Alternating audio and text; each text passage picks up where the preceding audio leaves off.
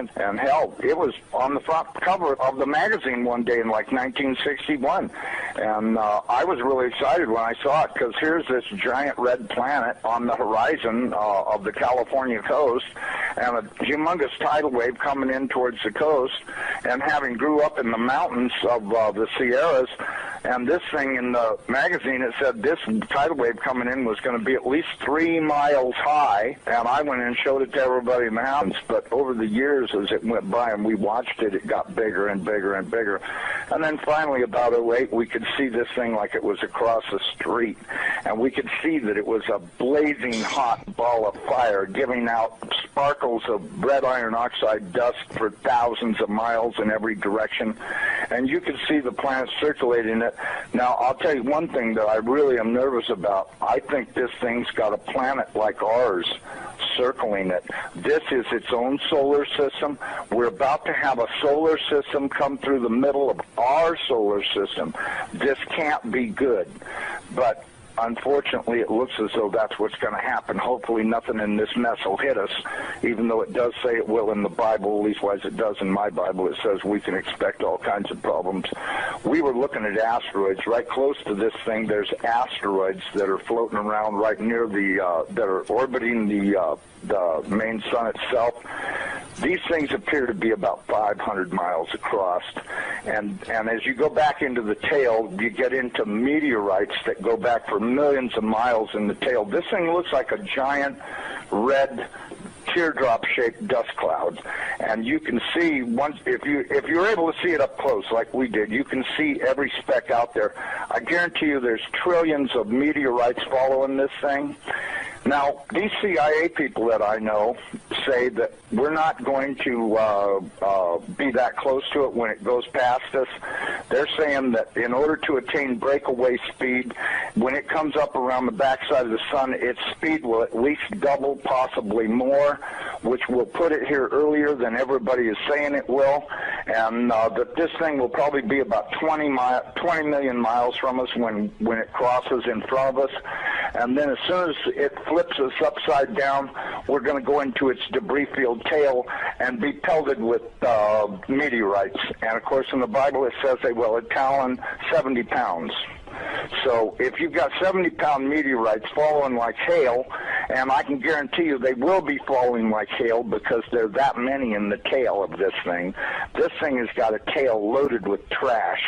I mean, it's incredible the amount of stuff that's in this thing's tail, and we're going to go right through that tail, and if it doesn't beat everything on the surface of the ground into a flat putty, I don't know what it'll take.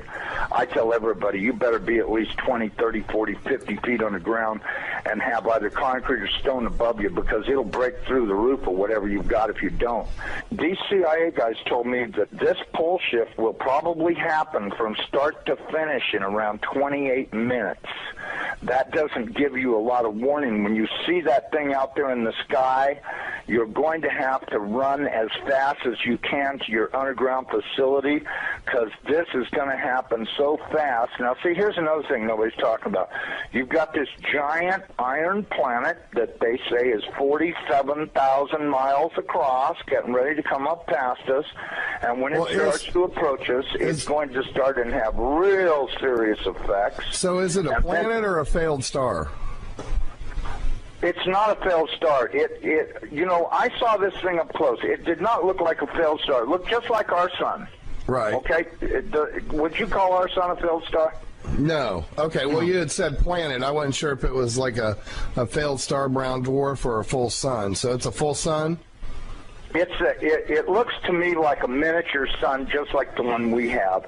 The only difference is our sun is giving off flames and stuff, and this one's doing the same thing as it, but it's giving off this red iron oxide cloud of dust around it, and until it got close, we couldn't even tell what was in there. We could see it was hot, and it looked like it was just a dull red when we were first able to discern it through the red cloud, but as it approached, it started to become more apparent that this thing is just orange hot. I mean, to tell how hot it is, I was told that they estimated between 5 and 10 million degrees, but, I don't really know, if that's right or not. I mean, it's got to be pretty hot because it's sending all of this red iron oxide dust out into space around it. Right. And it's got this enormous, and I mean enormous, at least 50 or 100,000 miles on each side of it, this red dust cloud that goes all the way around it.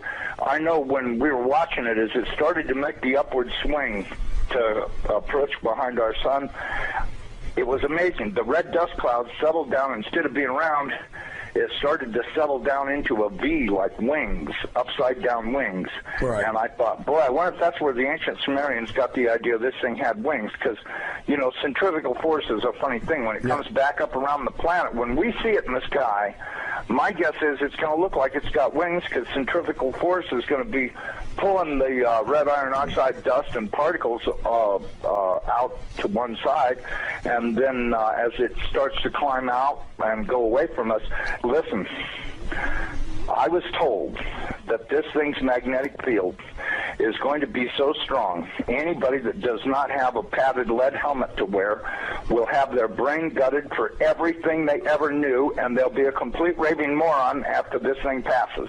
They'll they won't know, they'll pee in their pants. They won't have a clue what's going on, because this thing will gut their brain. And I was reading a deal in my Bible. It says that after this happens that nobody will care because they won't be able to remember it. Well, of course, I was told by somebody the reason that is because the electromagnetic field from this thing will be so strong, because, see, as it comes up underneath of us, it's going to start and pull us toward it. And then, just like a pair of big magnets, all of a sudden it's going to lock onto us. And when it does, it's going to be like the Jolly Green Giant hit the earth in the ass. It's going to send a jolt 500 to 1,000 foot high. This is what I'm told. 500 to 1,000 foot high shock waves all the way around planet Earth. They'll be so bad that in a lot of areas that don't have good solid soil, it'll fluff it so badly that you'll practically be like you're standing in quicksand. And that this thing's magnetic field will literally gut your brain of everything. And so you may want to give some thoughts to getting you some sheet lead, build you a little lead helmet to wear, like a little motorcycle helmet to protect your entire brain and the back of your neck, so that way this can't happen. Because, if these guys are right about this, and I'm pretty sure they are, because I know for a fact they know what they're talking about when they say stuff. And and it does sound reasonable to me, knowing what I do about electromagnetic energy, that this could happen. And it very easily could gut everybody's brain for everything they ever knew, and they'll stand there and pee in their pants and go, gee, what was that? And that's if they still know how to talk. And there won't be any doubt in anybody's mind, because this thing's going to look like a big red dragon, exactly like all the ancient Sumerians and the Chinese and all the rest of them that had documented this thing's passing before. It didn't look like a white ball or a snow cloud or nothing. It looked like a big red iron oxide dust cloud with a superheated star in the middle of it. And I mean, and that's what we've seen. I don't care what anybody else says. There's a possibility. There's more than one thing out there. I watched it through the Hubble Space Telescope, and when this thing looked like it was across the street, the Hubble got cut off and they encrypted it, and that was the end of any transmissions we had to watch. And we know that the Hubble, in order to be in the shadow of the Earth, had to be at an angle, and so that meant it was looking downward, and this thing was coming up underneath of us. And I tell you the honest to God truth, I personally think this thing is real close to us right now, but that's just my general feeling that and I'm a pretty psychic guy. I have the feeling that this thing is right close by and that we're going to see it any time. I mean, I've been doing everything I could do to get prepared for it to. I'm really worried about what Jesus says. When the fig tree is putting on its leaves, know that summer is near, and I'm at your door. And that worries me more than probably anything I've read in the Bible about this whole thing, the parable of the fig tree, because everything seems to be in place for this thing's arrival. And the bad thing is, he says, I'm going to come like a thief in the night. Well, it does also say in the Bible that I'm going to make the sun go down at noontime in Jerusalem. Okay, if that's the case, there's only one thing that'll make the sun go down. Not hit the horizon, down. Go down at noontime, and that's if the planet experiences a pole shift. Okay, I got a quick question that you can probably answer really quickly and then continue from the chat room. Wants to know if you're talking about Planet X or Elenin, and I don't think, I've never thought Elenin is Planet X. Terrell's pretty stuck on that, but I think Elenin is a result of it. It's a comet that's been kicked in. Elenin is extinction level event Nibiru is near. Right. Does that explain it? Yeah. Okay, because listen, they've known about this thing forever. And I mean, they've known about it forever.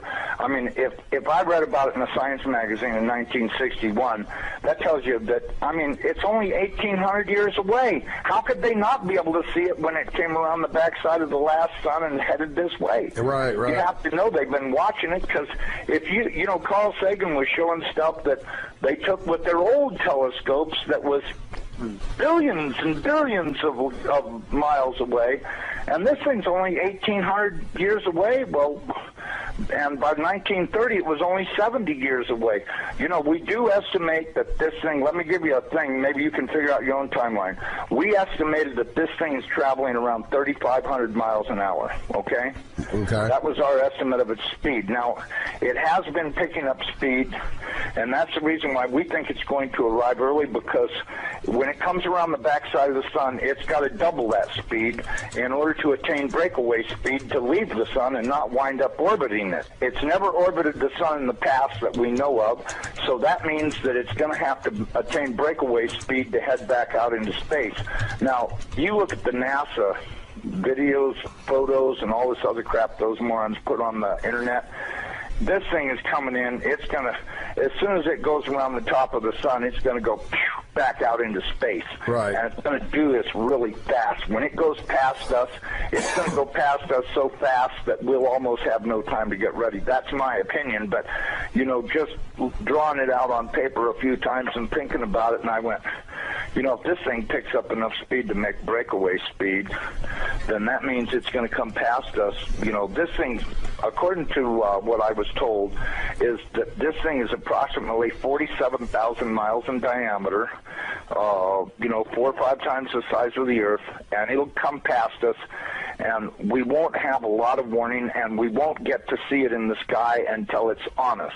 I think the NASA timeline is completely off.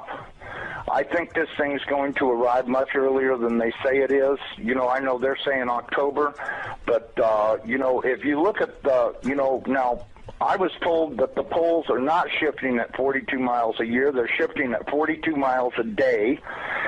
And the reason is because this planet is rolling over to face this thing. Now, when it goes by, it's not going to push our North Pole away. It's going to grab our southern pole with its northern pole, and it's going to be like somebody kicked this planet in the ass. That earthquake that it talks about in Revelations, when the opening of the sixth seal comes, from what I've been told, that's very accurate, because that's exactly what's going to happen. There's going to be a massive earthquake when it locks onto us. As it goes past us, we're going to follow it right upside down. The oceans are just going to be roaring from pole to pole, as you could well guess they would, because if you take a planet that's 7,000 miles across and roll it upside down in 30 minutes, you're going to have some real serious problems with wind and water. We should be preparing to expect this thing to show up. You want to hear Insider tell his story about watching Nibiru come in with his buddies from the CIA. They watched it on the Hubble Space Telescope that you paid for with your tax dollars, yet they don't allow you to see the massive planet coming in.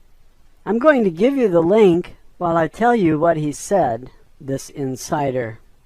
The video is called Insider Speaks Out About Nibiru, Planet X, and Elenin. Well, Elenin is history. It broke up and flew out of here. So forget about Elenin, and he doesn't mention... Oh, he does mention Elenin. He says, extinction level event, Nibiru is near.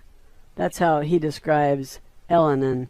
Now, he said that he saw the discovery and the news about this 50 years ago on the cover of a science magazine. And you can click on that link anytime, and it will open up a new window, and it will pause this window, and you can come back here and listen to the rest of this if you have a mind to.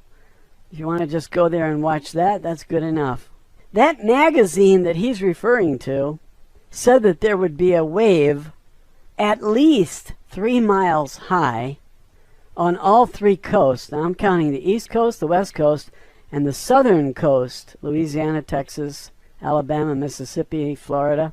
So if you have a 3-mile wave coming in on all 3 coasts, anybody who lives within 100 miles of the coast is toast. It is clear by now that those people who control this information don't want you to have the truth. Or at least, I'll say, to give them the benefit of the doubt, I'll say they can't afford to let you know the truth. But when you see it in the sky, then all the speculation is done, because there it is, right there in the sky. Now, where's it going to come in from? Well, the sun is pulling it in. So if you want to know where it's at, you look toward the sun, and if it's behind the sun, there it is. It should be somewhere close to the sun as it's coming in.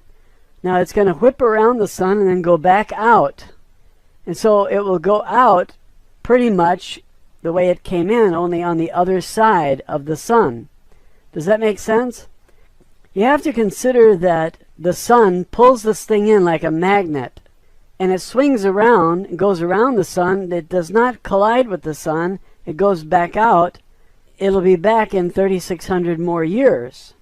Now we have historical record that shows that this thing has come in the past. It was called many names: the Destroyer, Wormwood, Nibiru. It's called Planet X today as one of the popular names for it.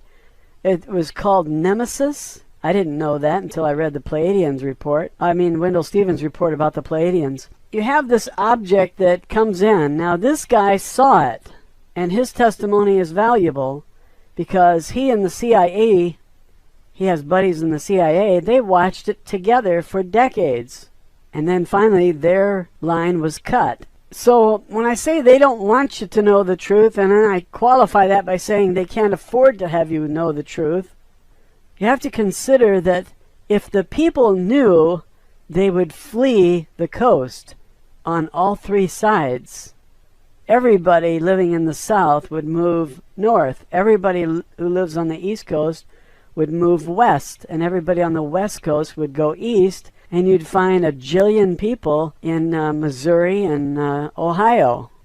This is not good because those states cannot handle a jillion people. There would be no place for them to lift up their hind leg and take a pee. We have to be realistic about this. So I fully understand the secrecy. I just envy those who have underground bunkers. And if you guys didn't get your ticket, well, I'm sorry. There wasn't that many to go around. I got mine. I'm just kidding. I never got one either. I'm out here like a dirt bag just like you. So if everybody moves from the coast, how easy would it be to sell your house and get all your equity out if a big wave is coming in? Nobody would buy your house. If the truth was out, it has to be speculative.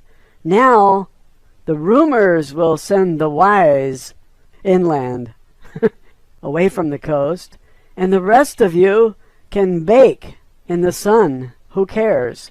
I care. That's why I'm making this video. I would like to see every wise person surviving, and that means you've got to relocate now if you trust that this thing is coming in. Now, this guy gives his testimony. Listen to it and decide. Is he telling the truth, or is he a crazy man? If everybody tries to sell their house and they can't, there are going to be some losses. All that equity will be lost. What would the losses be in home equities alone? People work their entire lives to pay off the home, and then they read that a 3-mile wave is coming in and it's going to wreck their home. Well, they try to salvage whatever they can. They try to sell it to some sucker who doesn't know the truth. if this turns out to be the truth that this man is reporting. Now, I don't have any way to determine if he's telling the truth. I listened to his story. I think he's credible. But I thought Drake was credible.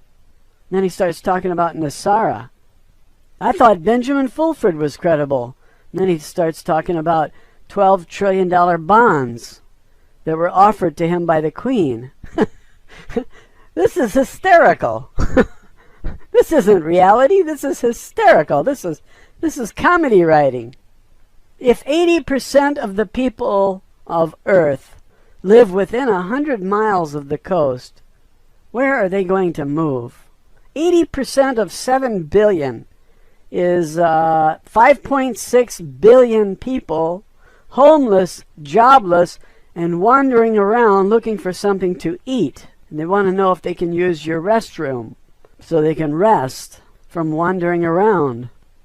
I think it's pretty obvious why the governments all over the world cannot afford to let you in on this private secret. You're just going to have to die. Now, is that bad news? Of course it's bad news. What did you think it was? Good news? People say, why don't you be positive? Well, the truth is sometimes not that positive, is it? It would be better if you know than if you don't know, because if you know a little bit in advance, you have time to prepare, maybe. Maybe. I think you deserve a little bit of a chance. Most people are going to call this man a crazy man. That's good for you. Listen carefully to what he says. If you don't think he's nuts, and you act and the other guy doesn't, you might be able to sell him your house. Anyway, the government has to keep this a secret, and I think the people have a right to know, even if they abandon their homes and try to survive. But I don't own those big banks with all those mortgages, because this will collapse the entire banking system, especially those banks that hold the mortgages. But there will be a chain reaction, too. One bank goes down and it takes down 40 others. So you see why they cannot afford to tell you the truth. They want you to go all the way up to the brink of disaster, believing their lies. Who holds the mortgages on these homes? Have you seen any trends that these banks are trying to get out of mortgages along the coast? If you do, that might tell you something. If you know how to do research, why don't you look into it? I don't know how to do that research. All I know how to do is type in google.com and type in my favorite word, and there comes all the web pages that have it. If you're more clever than that, then you lead the way. Those biggest banks who hold those mortgages are the same people who own everything else. And they are protecting their investments by keeping you away from the truth. Disinformation, misinformation, and outright lies and propaganda are all legitimate in their eyes because they're protecting their assets. It is in their interest to wage a disinformation campaign to confuse you and deny you the truth. You might think this is very selfish and greedy, but what can you do about it? If you think they're doing it in a mean-spirited way, you can poison their well by spreading the truth to everyone you know. But I think that will come back on you, because when the financial system collapses, everybody is going to suffer. Money will be worthless. Prices will skyrocket. So it's in your interest to keep this quiet too. If this thing is up there, you're going to be able to see it soon. And since it is being pulled in by the sun, you can look to the sun for signs of it. Are there any signs of it now visible? I hate to tell you this, but yes, there are. And those images are put out by the government. They're called SOHO. S-O-H-O. SOHO means stereo images. And do they show it? You betcha they do.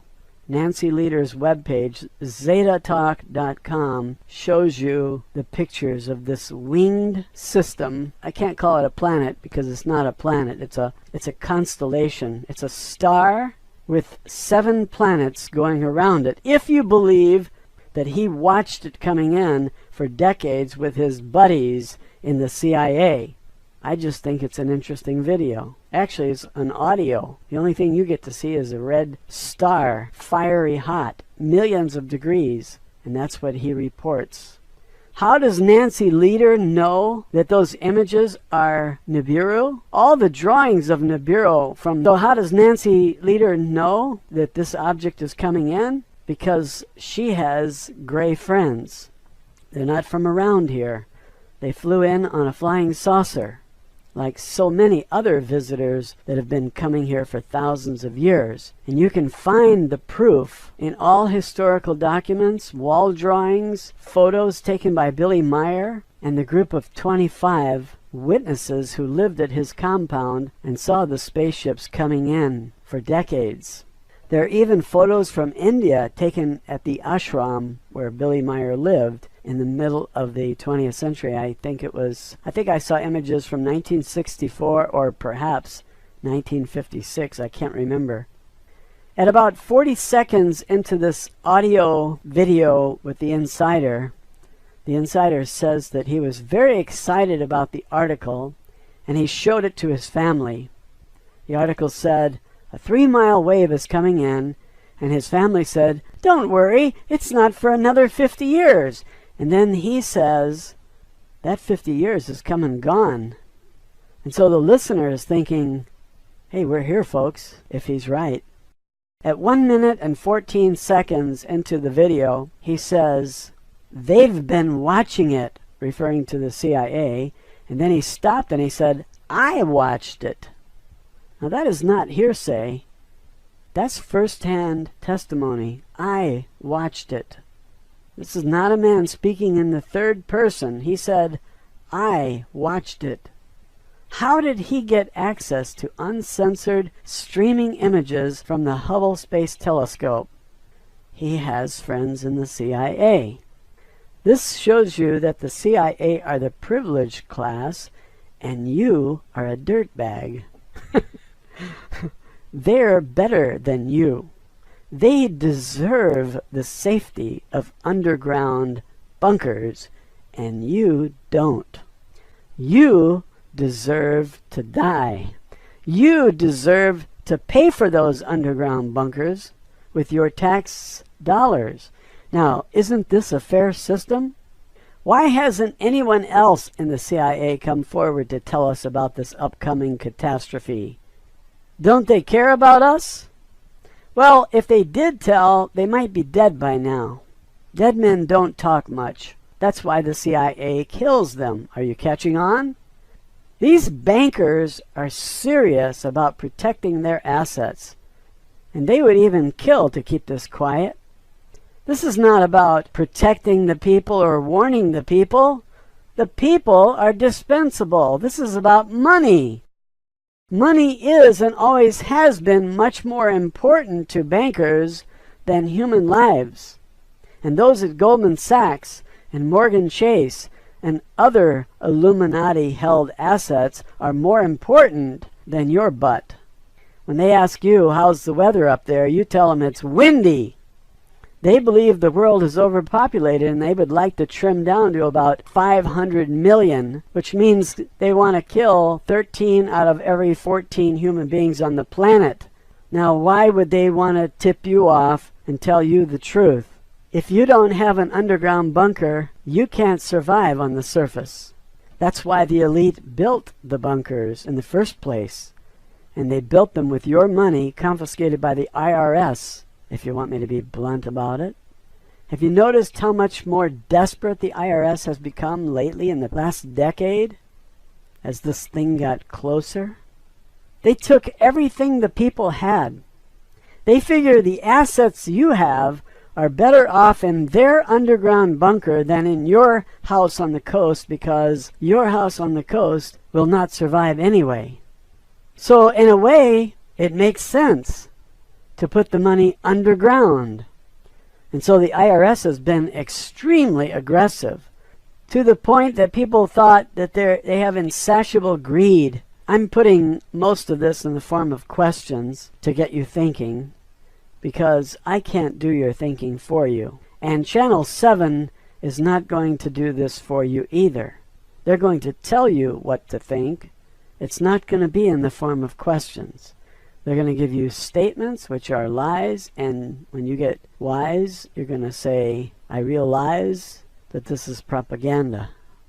All media is owned and controlled by the same insiders who are allowed to know that Nibiru is coming in, as evidenced by this man's report, and some have even watched it on the Hubble Space Telescope, like this insider who has a heart and decided to tell us.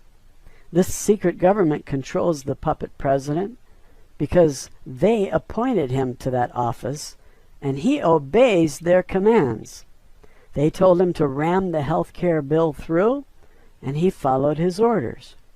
Now they have direct access to your veins and your parents, so they can kill them off when they can no longer pay the IRS. Then they passed the law that government can kill Americans even without charges. Can you see the handwriting on the wall?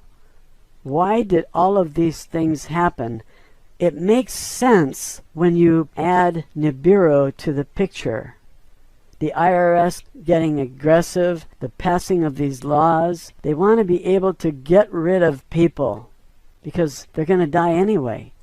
Now, if you were in charge and you knew that billions were going to die, wouldn't you want to get rid of some of them ahead of time so you can incinerate the bodies? I believe they're killing Americans right now and incinerating the bodies, and I think that's the reason why you don't see homeless on the streets, because there should be millions. If there are 50 million on food stamps, there should be another 150 million homeless, and I think we're beyond saving lives. I don't think they have any interest in saving our lives. They don't need the population in the first place, and there's no place to put 5.6 billion refugees. So they created this galactic federation of light, and they told the people that a duplicate planet to Earth was created on the opposite side of the sun, so we can't see it. Now, is that a tall tale? Talk about a nutcase. Whoever the guy was that came up with that concoction, there's your nutcase. There's your tinfoil hat. And some people are stupid enough to believe this. I believed it, so what does that make me? Never mind. Don't answer that. Let's move on. Well, if there was a duplicate to planet Earth, don't you think it would have water? Why wouldn't that duplicate planet be just as susceptible to tidal waves as this one that we live on? They also told us that aliens and ships would evacuate us. This is another lie. What's the point in lying to us? They need to stall our reaction to Nibiru by giving you false hope. If most of the population thinks they're going to be rescued, what are they going to do? Absolutely nothing. And what do these controllers want the people to do? Absolutely nothing. They want you to stay on the coast until the last day, and then they'll pick you up. And when they don't, you're going to be screaming, hey, what about us? And they're going to say, sorry, suckers, just like they always do. They want to give you false hope. And if you think aliens are going to save you, forget it. They're playing you like a piano, man. This is like jazz. You know what I'm saying, man? They play you like you was a piano, man. Read the Sheldon Neidl webpage, PAO.com. POW, like powerful. POW, PAO.com. And go to the bottom of the page and click on updates. You can go back 6 years and read everything that they've ever put out. It's all propaganda. It's all baloney. Every single report sounds like they're going to land on the earth tomorrow and you're going to be saved.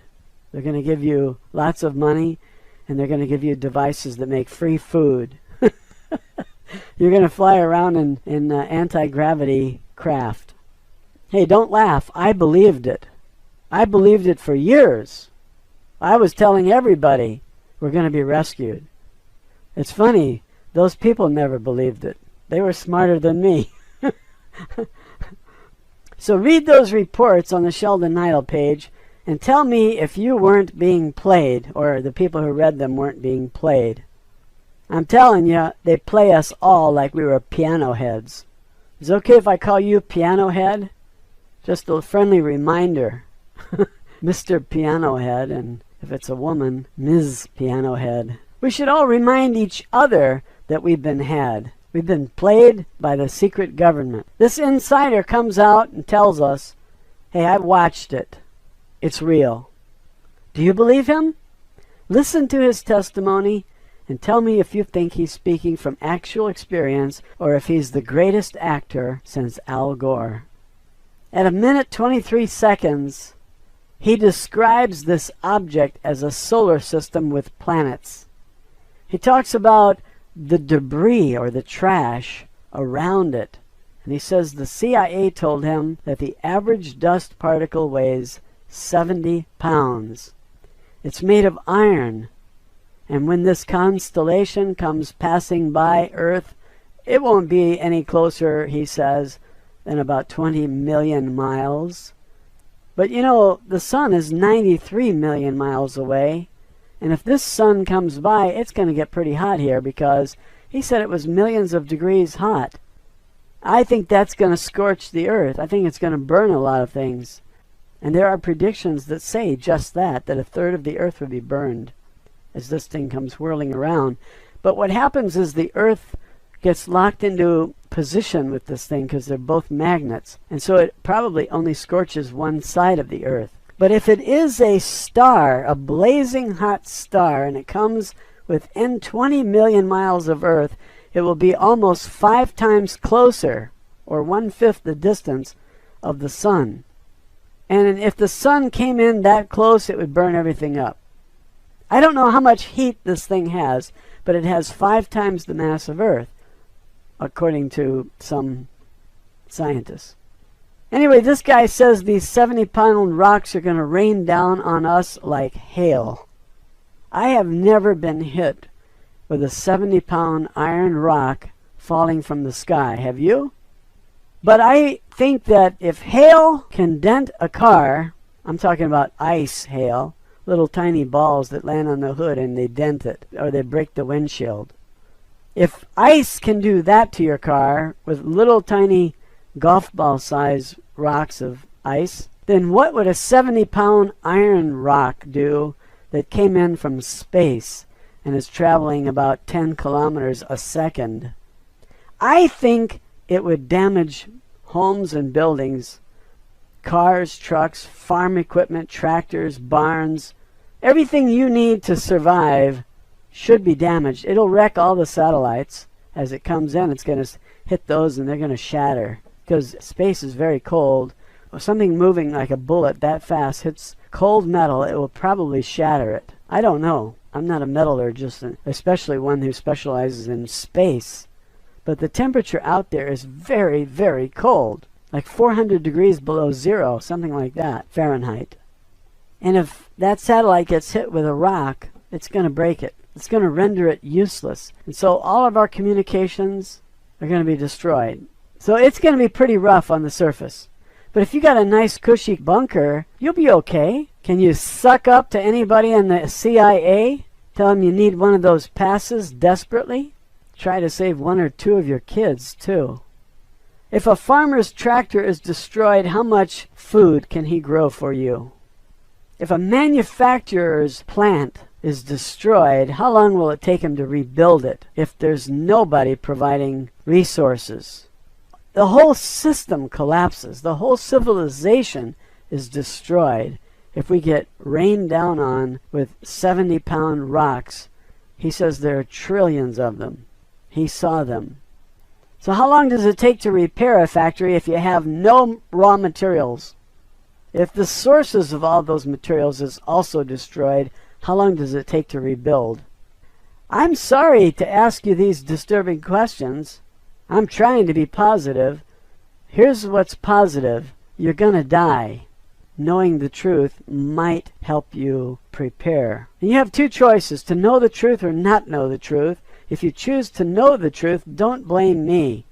I'm not bringing you the news. This guy is. Blame him. Don't worry, he's probably dead. But he says if the planet is pelted with 70-pound rocks, everything will be destroyed.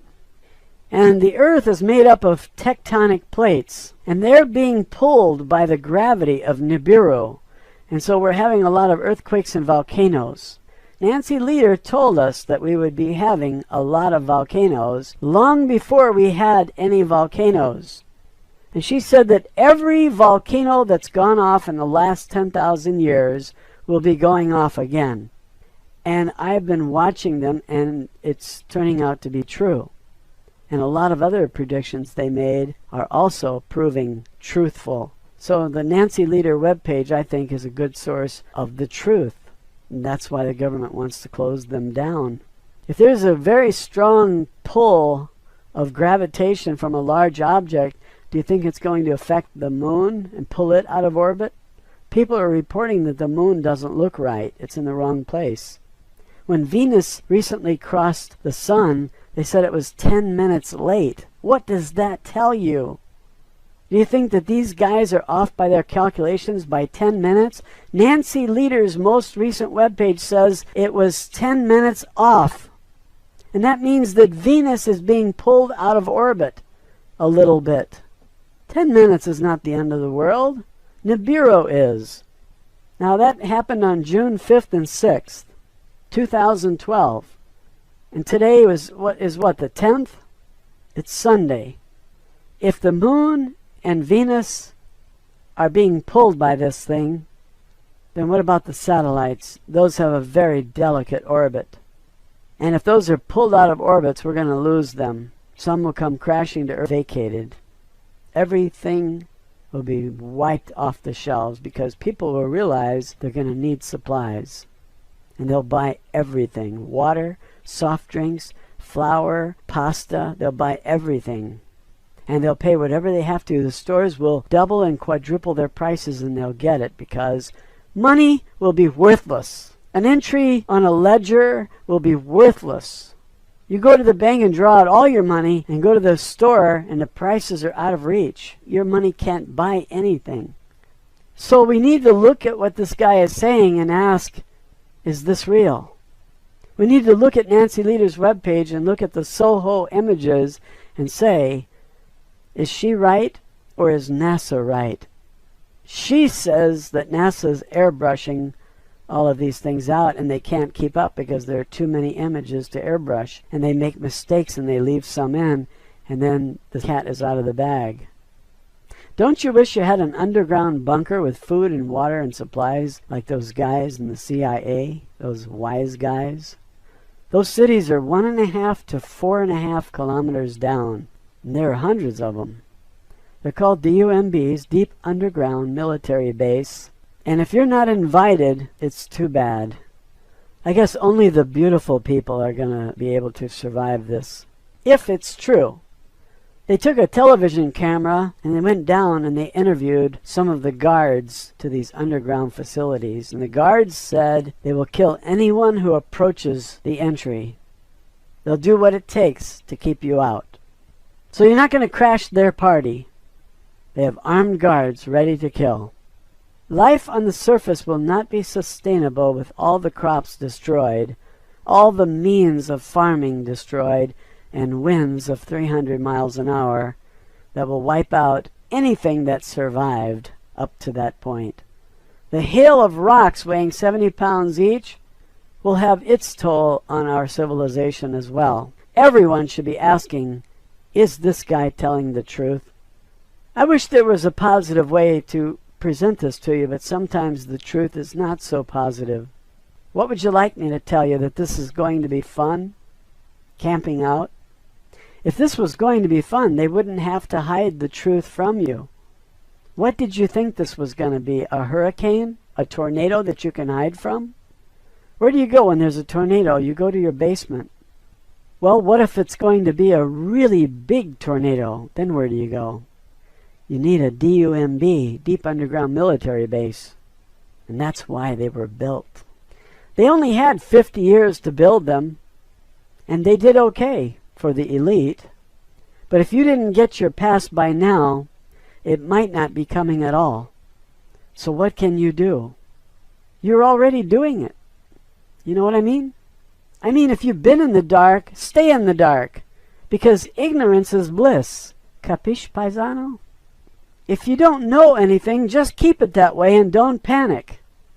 If you see something in the sky and you finally figure it out, rejecting the secret government's explanation, then you probably won't be in a panic for very long, because by that time the passing of this collection of planets and a sun, as the insider describes it, will be brief, and you can enjoy your life along with everyone else right up to the minute when everything is blown away.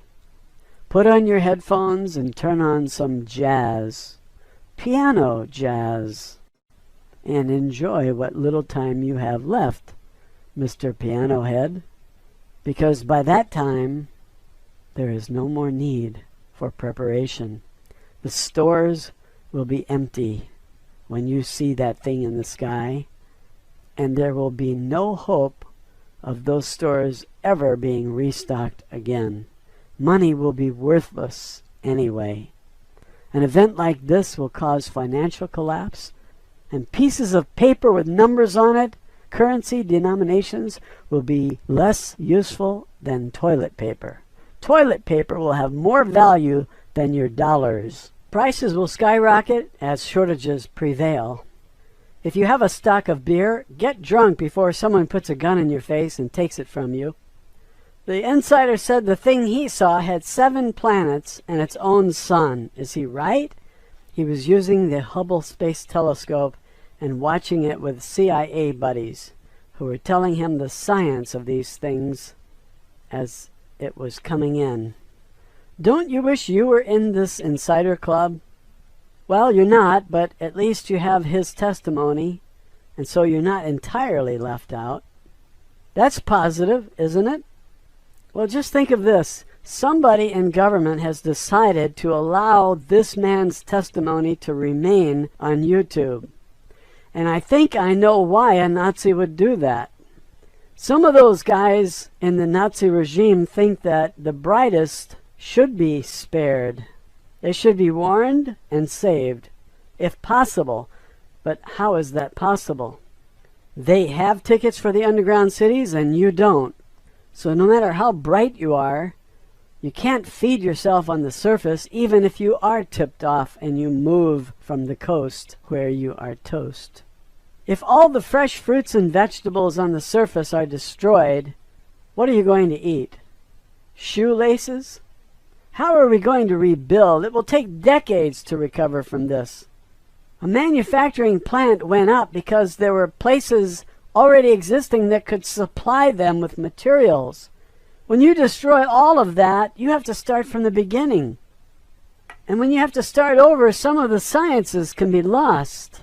When the Palladians dropped off their own people, and they came back decades later, they found that they had regressed. They became wild again.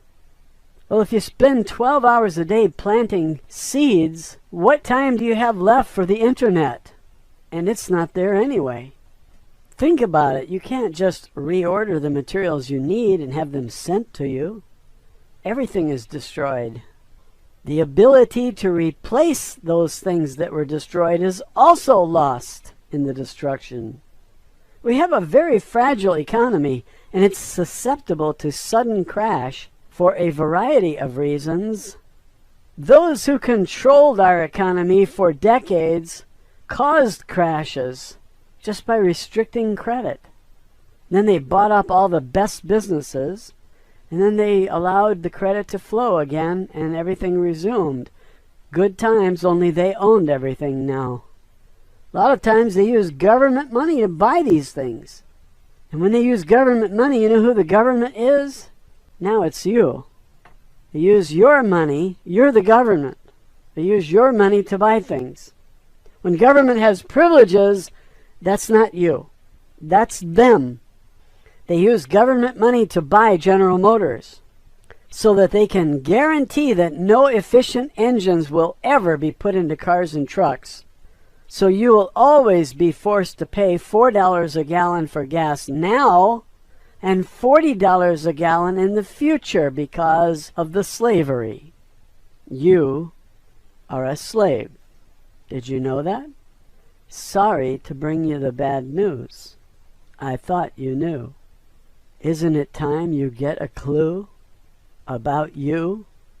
At about 2 minutes into this video, the insider says that when he first started seeing it, it was a fuzzy red dust ball. But over the years, he and his friends watched it, and it got bigger and bigger and bigger. And by the time it appeared to be across the street, somebody pulled the plug and encrypted the signal, and the Nibiru party was over for the CIA. The party was over, but the hell was just beginning here on Earth. And this man decided to do an interview and tell others what he knows, what he witnessed.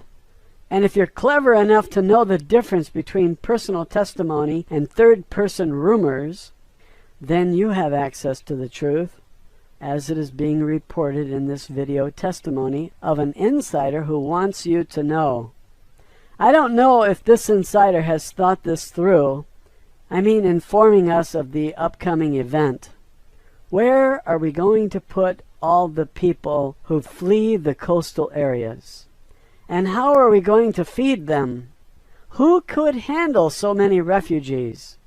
Can you imagine the entire state of New York moving to Ohio? If Ohio's population grew by 30 million people, it would be a boom that would last 50 years.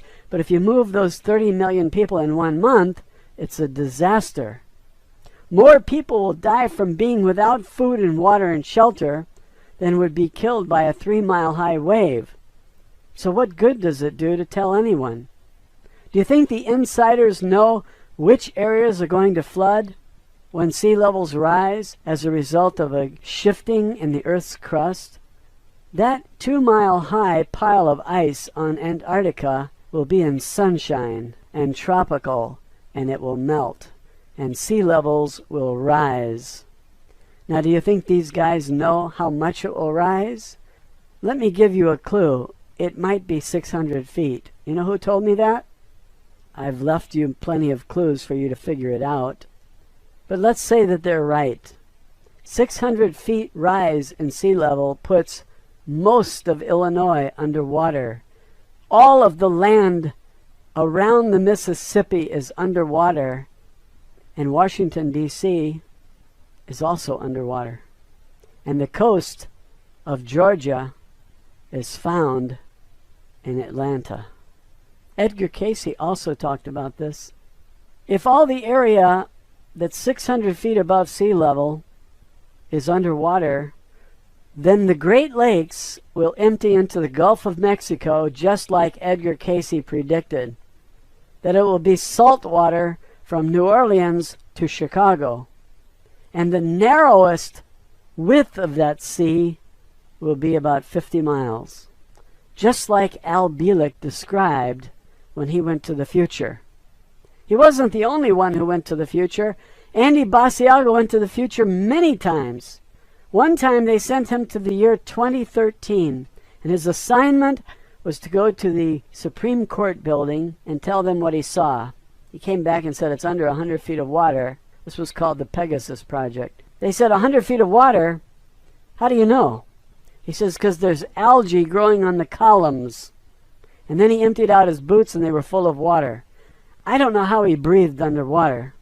You have to ask him. He's a lawyer operating in the state of Washington. He is a very articulate man. He is very credible. Not everything he says is credible. When he talks about life on Mars, I don't buy it. I think there is life on Mars, but I don't think he found it. I think he found a shadow that looks like a human being. We tend to see human faces in things, and we think that means human beings. That's his craziness. So the Supreme Court building rests on ground that's about 85 feet, 88 feet above sea level right now. None of that property is more than 90 feet above sea level, give or take 5 feet. If the sea level rose just 200 feet, the Supreme Court building is under 100 feet of water. And this was the year 2013. So there is no soon, soon, soon, soon, and how soon, real soon garbage like you get from Sheldon Neidl. Who else traveled in time? Ask it took Billy Meyer back to meet Jesus. And they brought a Russian with them named Jitsu. So where did the time machines come from? Well, the aliens brought theirs, but Nikola Tesla died and left behind the plans for one that was used to, they built it.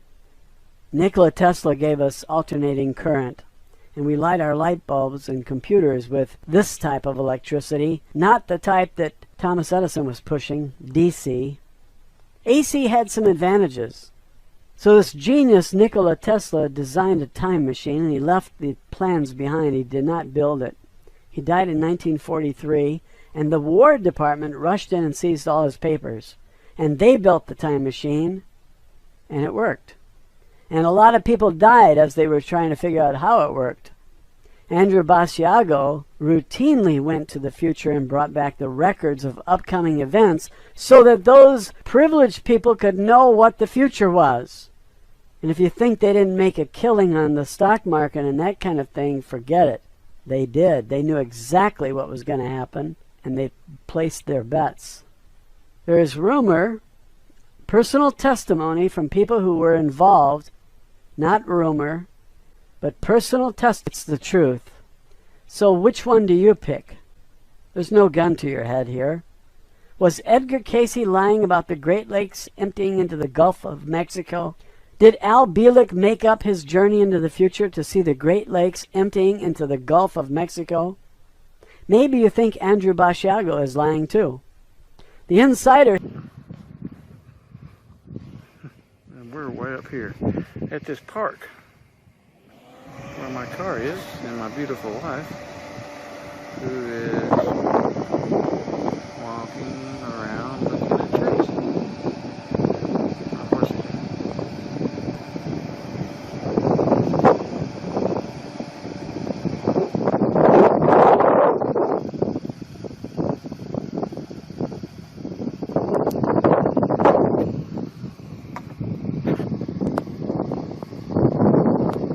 we will all die. Even our sun will die eventually. From observing other stars in other solar systems, we know what the life cycle of our own sun will be, and that it's roughly halfway through its life. We are here to tell you exactly what will happen at the end. The sun is currently around 4.5 billion years old, and in around 5 billion years, it's going to reach its end of life.